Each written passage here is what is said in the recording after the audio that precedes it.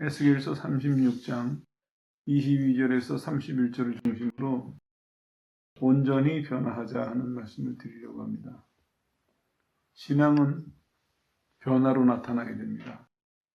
그럴 수밖에 없죠. 왜냐하면 그 사람 마음속에 있는 거니까 볼 수도 없고, 우리가 볼 수 있는 방법은 변화로 나타나게 되는데, 이게 이제 어떤 변화냐면 하나님 보시기에 온전한 변화여야 됩니다. 이 말씀을 드리는 이유가 예전하면은 이제 몇십 년 전쯤만 하더라도 아무개가 예수 믿었다 하면은 그 뒤에 따라 나온 말이 변했어, 이 말이었거든요. 근데 80년도의 경제부흥과 함께 변했어요. 어떻게 변했냐면 아무개 예수 믿고 잘 됐어, 성공했어, 병 났어, 이게 변했어요. 그리고 무서운 거는 교회가 이 말에 대해서 아무런 이상함도 못 느낀다는 거예요. 교회가 신앙이 바로 있다면 이상하다, 이렇게 뭔가 좀 느낌이 달리 와야 되는데, 오히려 교회가 나서가지고 예수 믿고 성공하고 잘되고, 그걸 이제 신학으로 보면 번영의 신학이라고 그래요. 그게 교회 전체적으로 팽배되어 있어요. 지금은 예수 믿고 저 사람 변했어 하는 말보다 예수 믿고 저 사람 잘됐어 하는 말이 훨씬 많고, 그것뿐이라고 이렇게 말해도 과언이 아닐 정도로 이렇게 됐습니다. 이게 잘못된 것입니다. 오늘 이 시간에는 그런 점들을 좀 생각하면서 말씀을 드리려고 해요. 오늘 이 본문이 그런 내용이에요. 이스라엘 사람들이 우상숭배에 빠졌죠. 그래서 이제 하나님이 쫓아내셨어요. 이방에 잡혀가게 하셨죠. 그러고 나서 이어지는 말씀이 하나님이 너희를 회복시키신다 하는 그 부분이에요. 회복시키시는데 어떻게 회복시키시냐면은 우리가 이해하기로 예수님을 믿고 구원 받는 것처럼 죄져서 포로로 잡혀간 사람들을 돌아오게 하신다, 그런 내용입니다. 왜 그러시냐? 답이 여기 나와 있어요. 하나님께서 하나님의 이름을 위해서 그러시는 거예요. 이 설명이 좀 필요하죠. 이스라엘 백성은 하나님의 백성인 줄 안단 말이에요. 다른 나라 사람들도.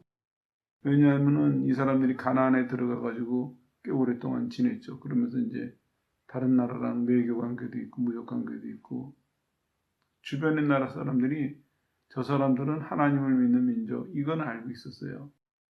근데 하나님 백성이 지금 어떤 모양이 됐습니까? 전쟁에 져가지고 다른 나라에 포로로 잡혀가 있거든요. 그러니까 이스라엘에게 고통일 뿐만 아니라 하나님에게도 이게 합당치가 않은 거예요. 그래서 하나님께서 내 이름을 위해서, 내 영광을 위해서 내가 너희를 거기서 돌아오게 할 것이다. 그래서 너희 주변의 모든 민족이 이스라엘의 하나님이 위대하시구나, 이스라엘의 하나님은 살아계시구나, 그것을 알리시려고 너희를 내가 돌아오게 할 것이다, 이런 말씀입니다. 하나님이 이런 생각을 갖고 계시고 이런 역사를 하시기 때문에 예수 믿는 사람들은 반드시 변한다 하는 것이 성립이 되는 거예요. 그래야 돼요. 대비를 한번 해보세요. 어떤 사람이 죄를 짓고 살면서 사단의 종로로 됐어요. 이스라엘이 포로 생활하는 것처럼 사단에게 매여 살던 사람인데, 이 사람이 예수를 믿는 순간 하나님은 반드시 이 사람에게 자유를 주세요. 왜? 하나님의 이름을 위해서, 하나님의 영광을 위해서. 그래서 자유를 받은 사람은 자유를 받고 가만히 있는 것이 아니라 이스라엘이 돌아왔듯이 하나님이 원하시는 사람으로 변화된다, 그런 얘기입니다. 또 하나 이제 관심을 가져야 될 것은 뭐냐면, 이 변화는 일시적인 것이 아니라 지속적인 것입니다. 하나님이 이스라엘을 포로에서 돌아오게 하셨다가 그냥 두신 것이 아니라 그 땅에서 계속 살도록 돌봐주셨거든요. 그것처럼 우리가 예수 믿고 변화를 받으면 그냥 한순간 변했다 마는 것이 아니라 예수 믿고 변화되는 순간서부터 천국 들어가는 데까지 계속해서 그 변화가 유지가 되어야 된다, 지속이 되어야 된다, 그런 얘기입니다. 자, 이렇게 이제 배경을 말씀드렸는데 실제로 우리 삶은 어떠냐? 이 잘 없거든요. 앞서서 말씀드린 것처럼 예수 믿고 변화되는 얘기 들어보기 참 어려워요. 실제로 보기도 어렵고, 근데 이게 왜 변화가 없냐 하면은 이유가 여러 가지 있겠지만 이 시간에 몇 가지만 꼽아보면 사람들이 변화에 대해서 무관심한 것 같아요. 관심이 없으니까 안 변하는 거예요. 하나님은 우리가 믿을 때 하나님과 하나님 나라에 대해서 관심을 주시는데 사람들은 다른 데다 관심을 갖는 거예요. 세상에 관심을 갖고 엉뚱한 데 관심을 가지니까 변화가 없는 것이죠. 또 하나는 변하려고 노력을 안 해요. 하나님은 깨닫게 하시고 역사하시는데 노력을 안 해요. 그러니까 안 변하는 것이죠. 또 어떤 사람들은 이런 사람도 있어요. 변화는 고사하고 자기 만족에 빠져 있어요. 자기 도취에 빠져 있어요. 나는 잘 믿는 사람이야. 나는 이 정도면 괜찮아. 난 다 알아. 그 사람이 변하겠습니까? 안 변하겠죠. 이런 문제가 하나 있고 또 다른 경우는 어떤 사람은 예수 믿고 변하려고 애를 쓰는데 변하지 않는 경우가 있어요. 이 두 가지 문제를 오늘 해결하려고 설교를 준비했습니다. 지금부터 해결책을 말씀드릴게요. 믿는 사람은 온전히 변화되어야 되는데 그럼 어떻게 하면 변화될 것이냐? 첫 번째로 본문에 나와 있어요. 마음이 변화되어야 돼요. 하나님께서 26절에 뭘 주십니까?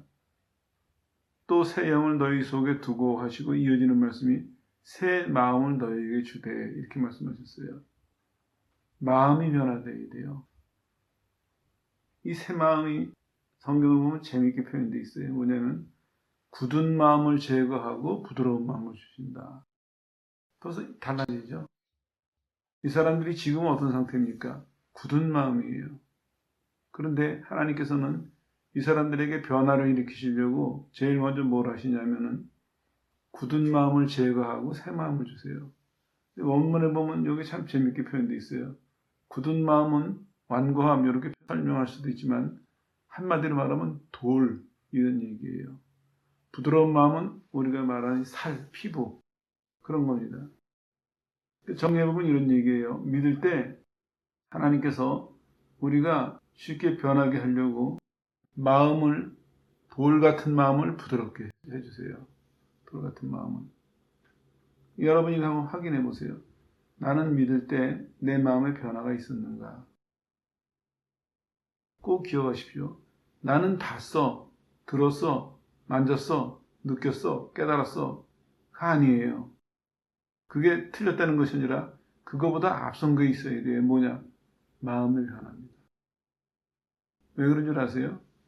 돌같이 굳은 마음을 그냥 갖고 있는 사람이 뭔가를 봤어요. 뭔가를 듣고 뭔가를 깨달았어요. 그럼 이게 어떻게 나갈까요? 돌 같은 마음이 떨어졌으니까. 스스로도 열매를 못 맺고 다른 사람에게 표현될 때도 제대로 표현이 안 되겠죠. 그러나 반대로 부드러운 마음 속에 이게 떨어졌다고 생각을 해보세요. 그럼 어떻게 되겠습니까? 속에서도 좋은 열매를 맺고 다른 사람에게도 좋게 나타날 것이거든요. 그래서 하나님이 마음을 변화시키세요. 마음을. 이거 확인해야 됩니다. 안 됐으면 다시 시작하세요. 그게 빠릅니다. 근데 안 될 수가 없습니다.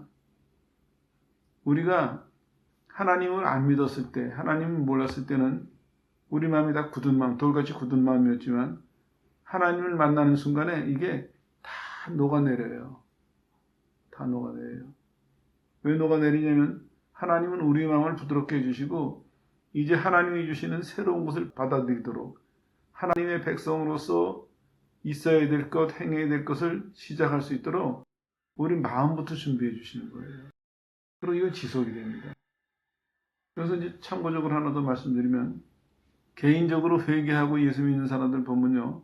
제일 먼저 그 사람에게 탁 느껴지는 게 부드러운 마음입니다. 그 사람이 예수를 이제 막 믿기 시작해가지고 성경에 대해서도 잘 몰라요. 기도도 많이 안 했어요. 근데 특징적으로 드러나는 것이 있어요. 부드러운 마음. 이게 있어야 됩니다. 이게 증거가 돼야 돼요. 거기서부터 시작해야 됩니다. 있었나 한번 확인해 보세요. 여러분이 어떻게 이 말을 이해하실지 모르겠지만 같이 마주대해 보면 알아요.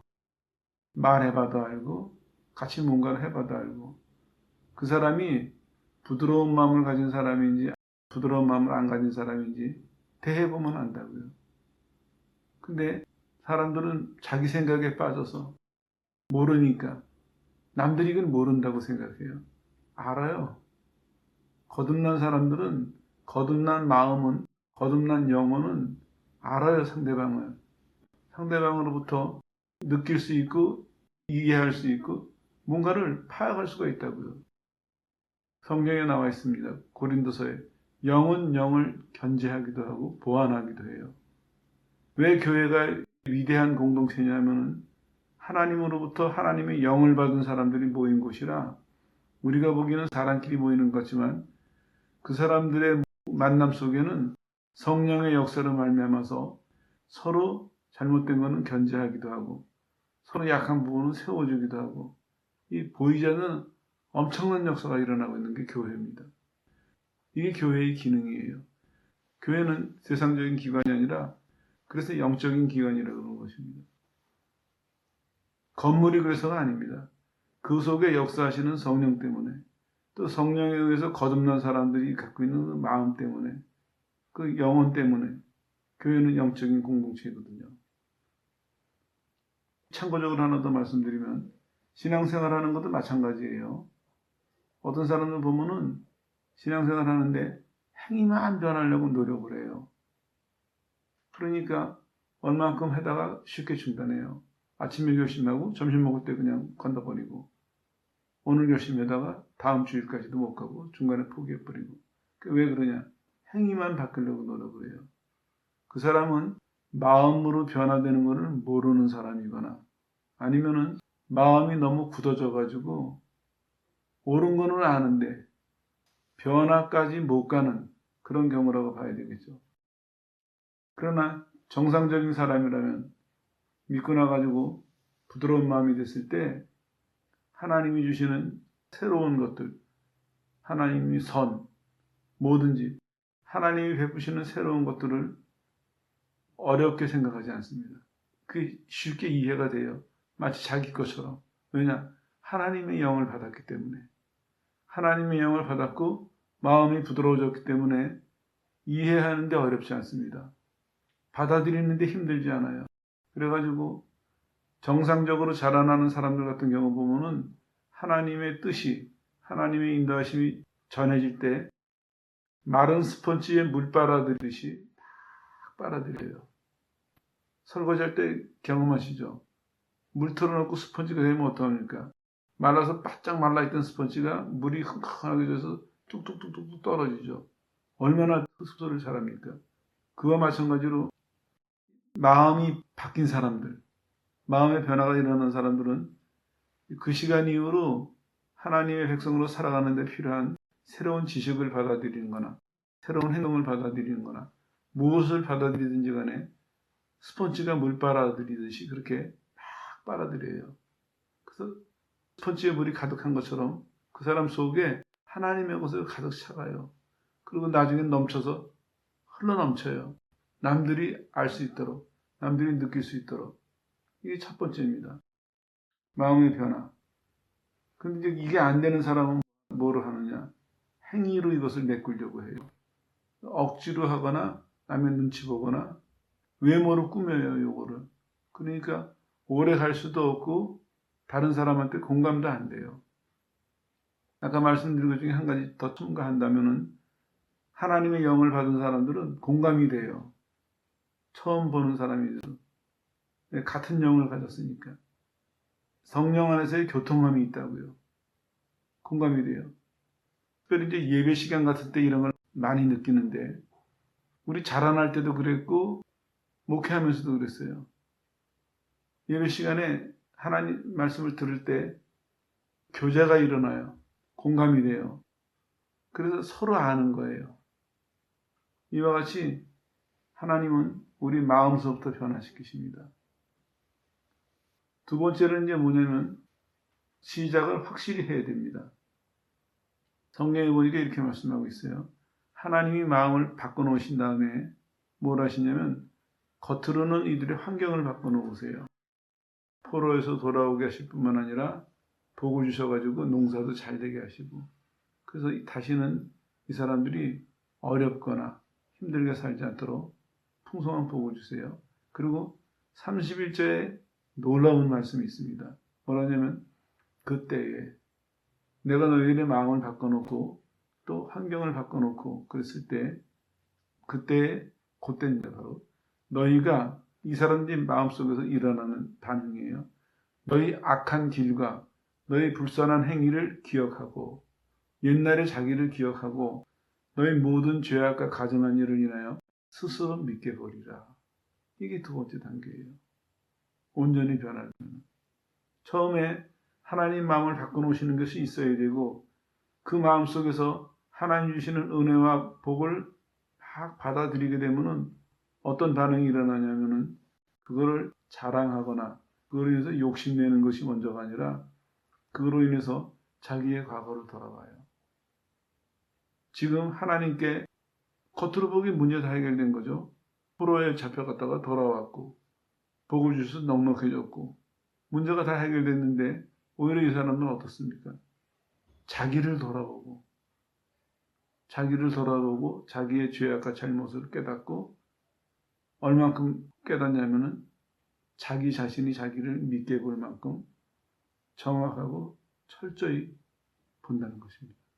자기를 살피는 것이 필요해요. 하나님이 새 마음을 주셨을 때 시작을 확실하게 안 하는 사람, 그건 대표적인 게 자기를 살피지 않는 사람, 그 사람은 오래 가지 못합니다. 오래 가지 못한다는 얘기는 많이 성장할 수가 없습니다. 왜냐하면 이 사람은 밑 바탕이 약하기 때문에. 그래서 하나님은 오늘 두 번째 단계로 우리에게 우리 자신을 돌아볼 수 있는 그런 은혜를 주세요. 결국은 이겁니다. 신앙생활하면서 사람들은 이제 은혜를 받는 것만 자꾸 생각하거든요. 근데 지혜로운 사람은 이 받은 은혜가 어떻게 역사하는가 이걸 배워야 돼요.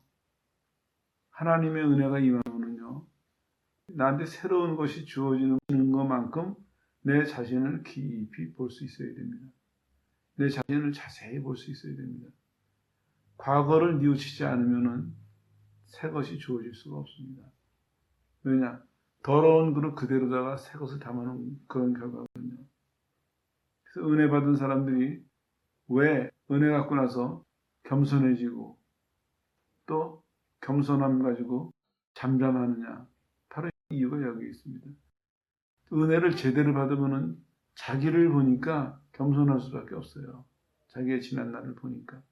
그리고 자기가 어떤 사람인지를 아니까 잠잠할 수밖에 없습니다.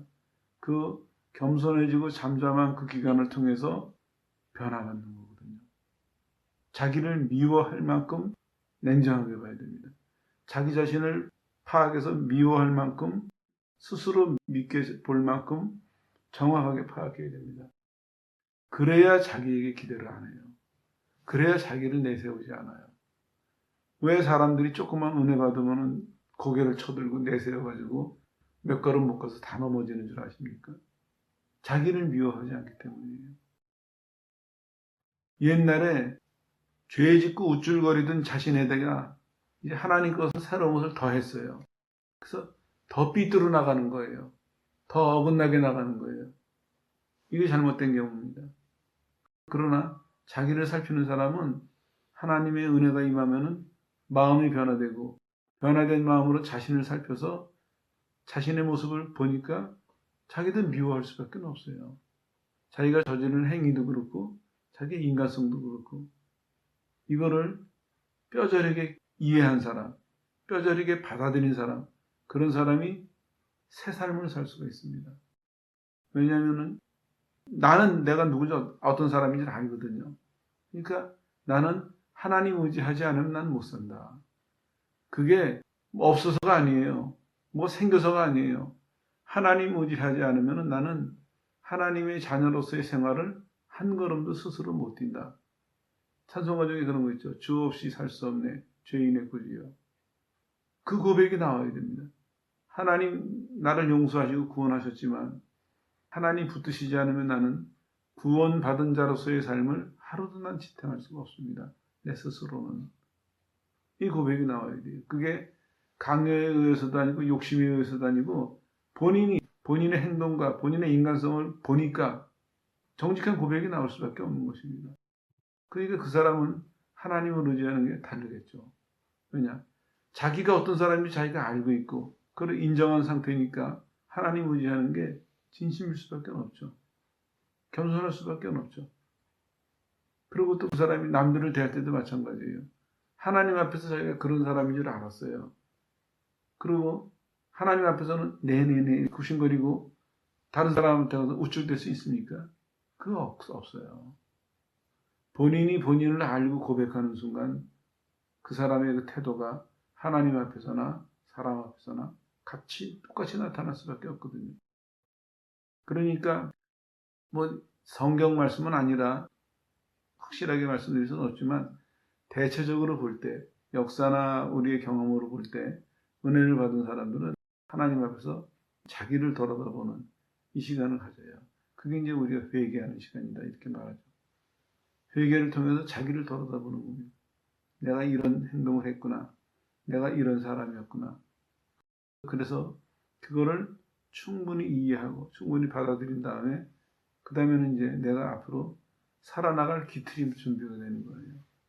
하나님이 무엇을 주시든지 하나님이 무엇을 역사하시는지 간에 본인이 어떤 사람인지 아니까 본인의 분수를 넘치지 않도록 본인의 자세를 잃지 않도록 본인을 단속하고 그런 사람이 바로 근신하라, 절제하라 그런 말을 이해하는 거죠.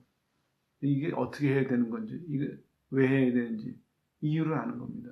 이유를 아니까 그 사람은 기억하고 지킬 수 있는 거거든요. 두 번째 시작을 확실히 해야 됩니다. 여러분도 두 번째 이걸 점검해 보세요. 나는 하나님이 새 마음을 주셨는데 내가 시작을 확실히 했나? 예전에는요. 기독교 초창기 얘기입니다. 로마가 동서로마로 나눠져 있던 것처럼 교회도 동방교회, 서방교회로 나눠졌어요. 서방교회는 법과 질서를 중심으로 서로마가 그랬으니까 막 외형적으로 커졌는데 로마 쪽에는 동방교회는 자기를 돌아보는 일을 했어요. 그래가지고 저 사막에 나가서 금식과 보행을 하면서 자기를 돌아보고 역사적으로 보면은 동방교회에서 훌륭한 신앙인들이 참 많이 나왔어요.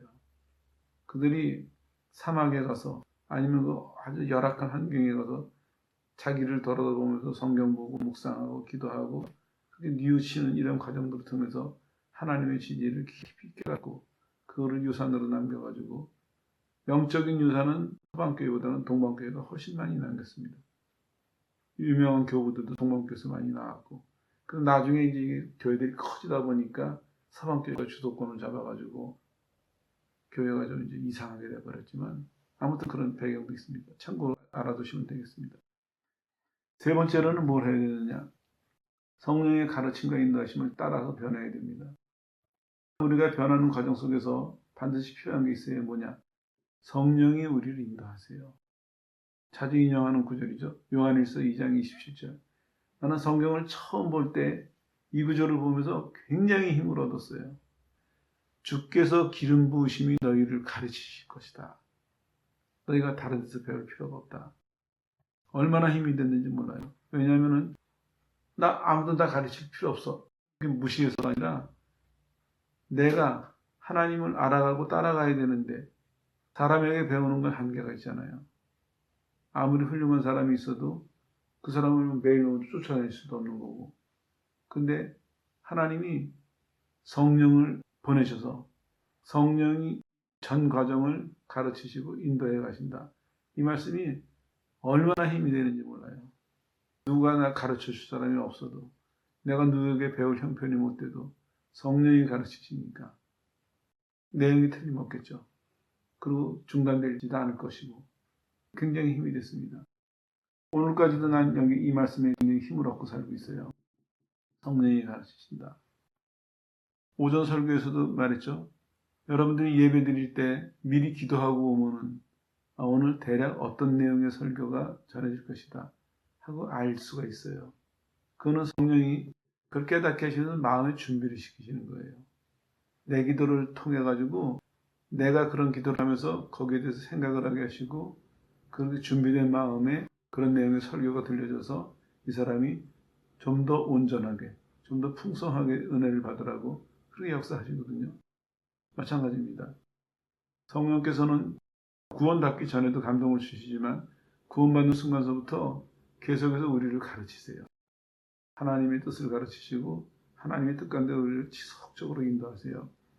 누구든지 믿음으로 마음을 열면은 성령이 여러분 개개인을 가르치시고 인도하시는 것에 대해서 발견하게 돼요. 그리고 한번 발견해서 내가 그걸 마음으로 인정하고 의지하잖아요. 평생 인도하세요. 평생.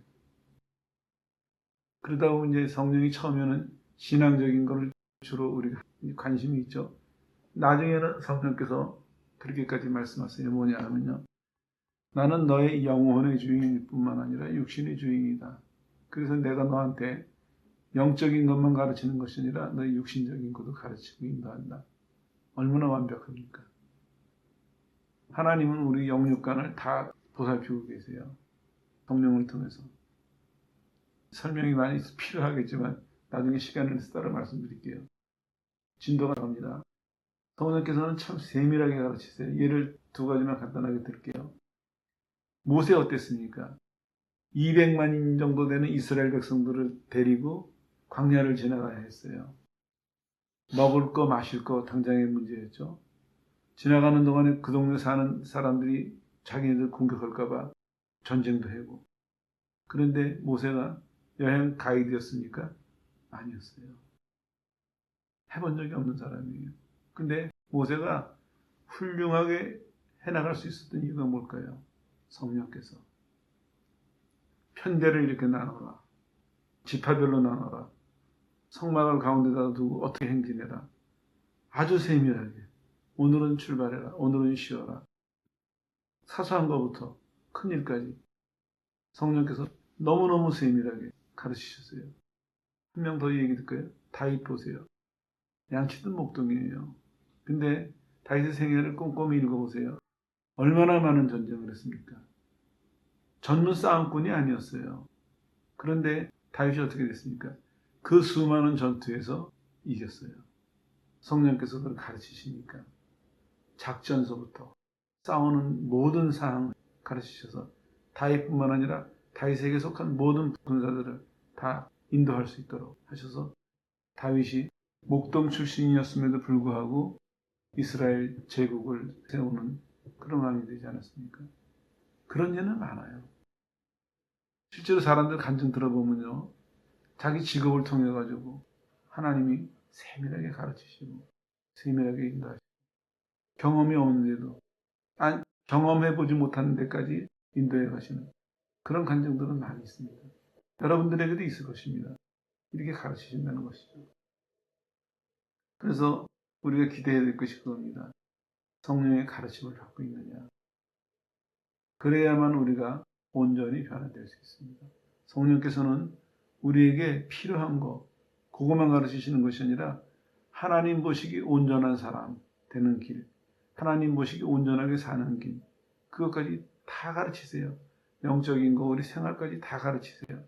그래서 결국에는 우리를 하나님과 사람들 앞에서 온전한 사람으로 세웠어요. 왜요? 아까 이유가 나왔죠? 하나님의 이름을 위해서, 하나님의 영광을 위해서. 우리가 하나님 앞에서 온전히 따라가서 온전히 변화돼서 나타난다면 다른 사람들이 우리를 보고 아, 저들이 믿는 하나님이 살아계시는구나. 저들이 믿는 하나님이 위대하시다. 이렇게 될 것입니다. 하나님께서 바라시는 것이 그겁니다. 우리를 구원하시고 축복하실 뿐만 아니라 하나님이 하나님의 이름을 위해서 하나님의 영광을 위해서 우리를 온전히 변화시키신다 하는 것입니다. 우리도 오늘 이 시간을 통해서 하나님이 왜 우리를 변화시키시는지 이유를 알았습니다. 이제는 지금까지보다 더 부지런해야 되겠습니다. 더 힘을 내야 되겠어요. 왜냐? 분명히 이유를 알았잖아요. 하나님의 이름을 위해서, 하나님의 영광을 위해서. 우리 한 가지 더 알았어요. 뭐냐? 그 과정에서 하나님이 우리를 어떻게 도우시는지, 어떻게 인도하시는지 알았습니다. 예전에 모를 때보다는 더 용기를 내고 힘을 내서 온전히 변화되는데 더 열심을 내는 그런 성도들 되시기를 주 예수 이름으로 축원합니다.